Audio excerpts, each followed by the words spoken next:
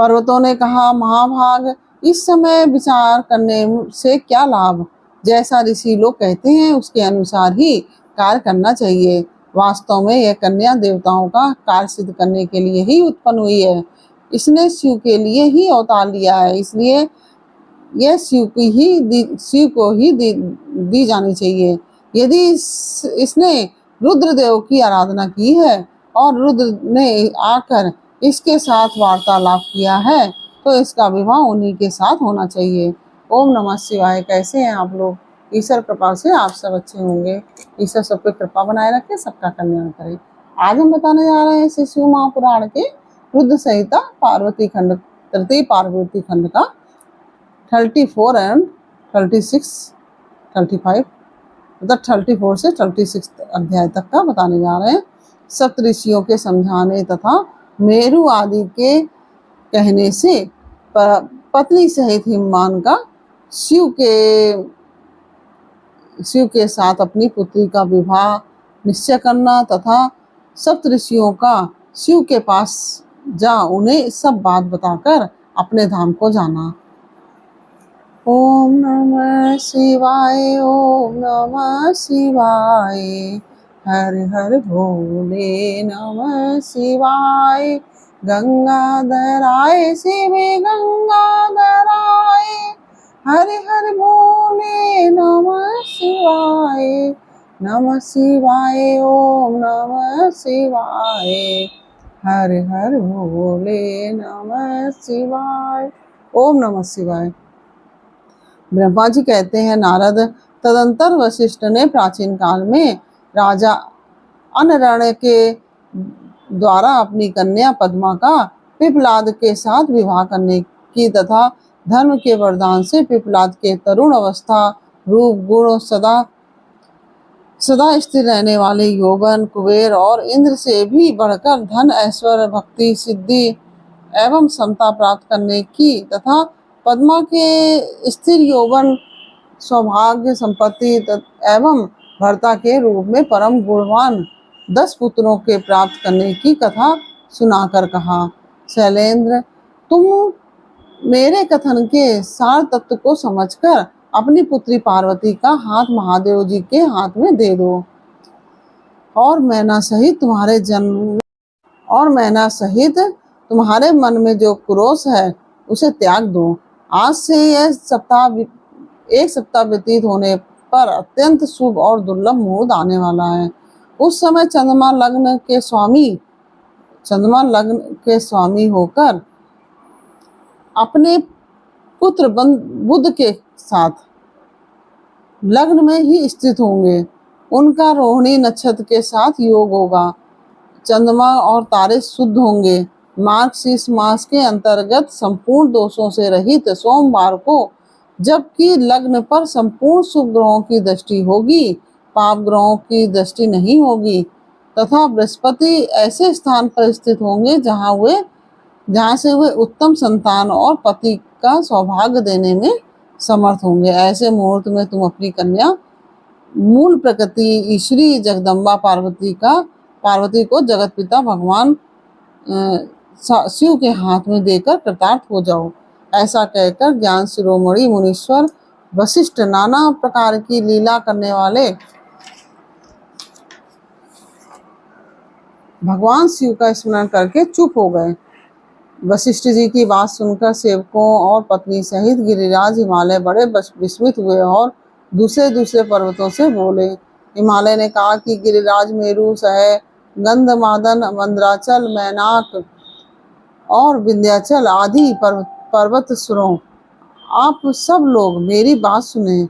वशिष्ठ जी ऐसी बात कह रहे हैं, सब अब मुझे क्या करना चाहिए, इस बात का विचार करना है। आप लोग अपने मन से सब बातों का निर्णय करके जैसा ठीक समझे वैसा करें। हिमालय की बात सुनकर सुमेरु आदि पर्वत भली भांति निर्णय करके उनसे प्रसन्नता पूर्वक बोले। पर्वतों ने कहा, महाभाग, इस समय विचार करने से क्या लाभ। जैसा ऋषि लोग कहते हैं उसके अनुसार ही कार्य करना चाहिए। वास्तव में यह कन्या देवताओं का कार्य सिद्ध करने के लिए ही उत्पन्न हुई है। इसने शिव के लिए ही अवतार लिया है, इसलिए यह शिव को ही दी जानी चाहिए। यदि इसने रुद्रदेव की आराधना की है और रुद्र ने आकर इसके साथ वार्तालाप किया है, तो इसका विवाह उन्हीं के साथ होना चाहिए। ब्रह्मा जी कहते हैं, नारद, उन मेरु आदि पर्वतों की यह बात सुनकर हिमांचल बड़े प्रसन्न हुए और गिरजा भी मन ही मन हंसने लगी। अरुधंती ने भी अनेक कारण बताकर, नाना प्रकार की बातें सुनाकर और विविध प्रकार के इतिहासों का वर्णन करके मैना देवी को समझाया। तब शैल पत्नी मेनका सब कुछ समझ गई और प्रसन्नचित हो उन्होंने मुनियों को, अरुधंती जी को और हिमांचल को भी भोजन कराकर स्वयं भोजन किया। तदंतर ज्ञानी गिरिश्रेष्ठ हिमांचल ने उन मुनियों की भलीभांति सेवा की। उनका मन प्रसन्न एवं सारा भ्रम दूर हो गया। उन्होंने हाथ जोड़कर प्रसन्नतापूर्वक उन महर्षियों से कहा। हिमालय बोले कि महाभाग सप्तऋषियों, आप लोग मेरी बात सुने। मेरा सारा संदेह दूर हो गया है। मैंने शिव पार्वती के चरित्र सुन लिए हैं। अब मेरा शरीर, मेरी पत्नी मैना, मेरे पुत्र पुत्री, रिद्धि सिद्धि तथा अन्य सारी वस्तुएं भगवान शिव की ही हैं, दूसरे किसी की नहीं।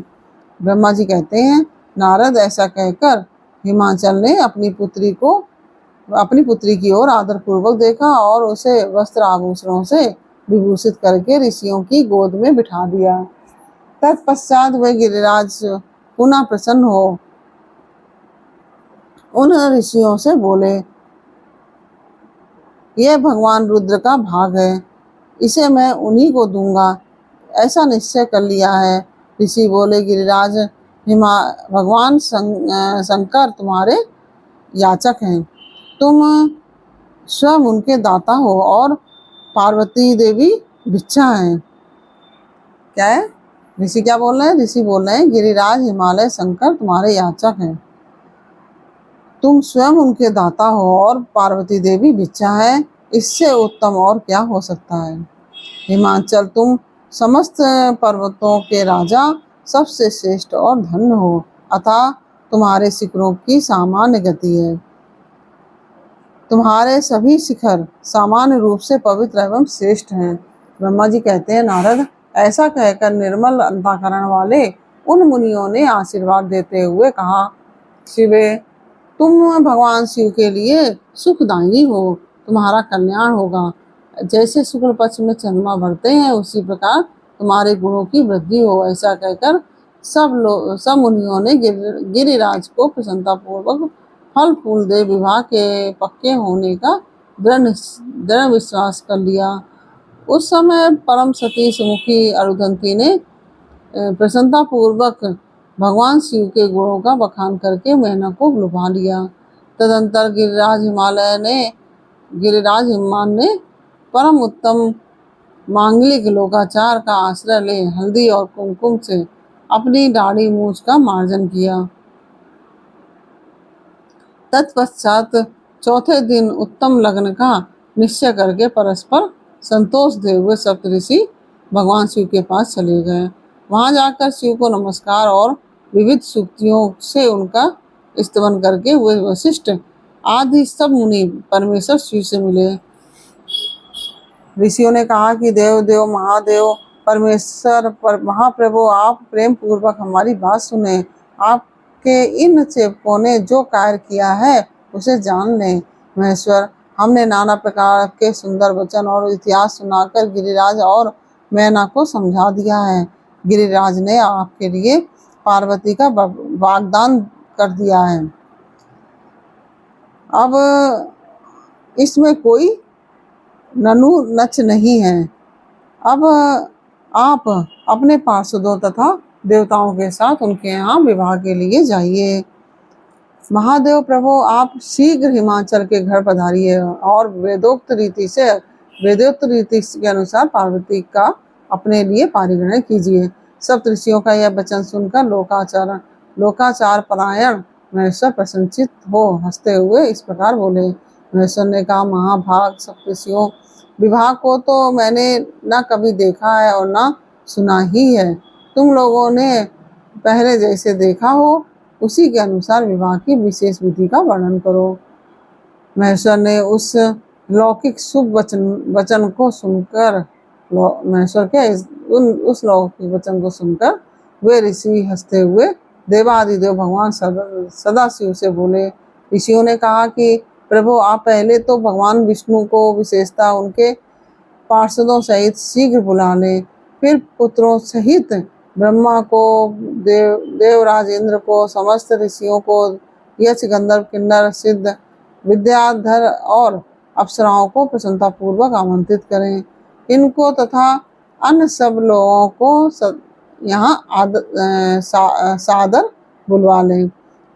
वे सब मिलकर आपके कार्य का साधन कर लेंगे, इसमें संशय नहीं है। ब्रह्मा जी कहते हैं, नारद ऐसा कहकर वे सातों ऋषि उनकी आज्ञा ले भगवान शंकर की स्थिति का वर्णन करते हुए वहां से प्रसन्नता पूर्वक अपने धाम को चले गए।